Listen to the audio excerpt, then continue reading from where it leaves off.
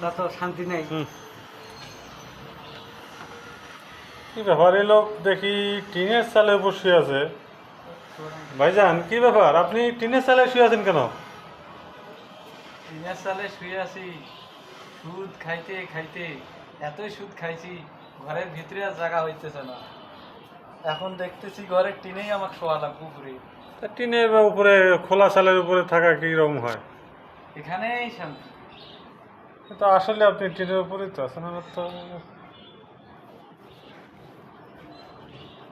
না। এটা কেমন হয় আপনি?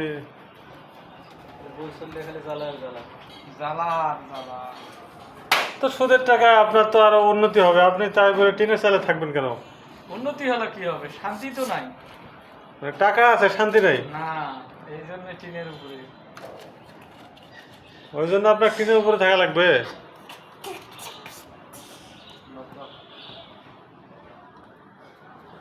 যাক, শান্তি যেখানে পাবেন সেখানেই থাকেন ভাই।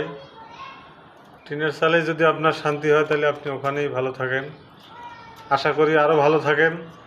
ধন্যবাদ।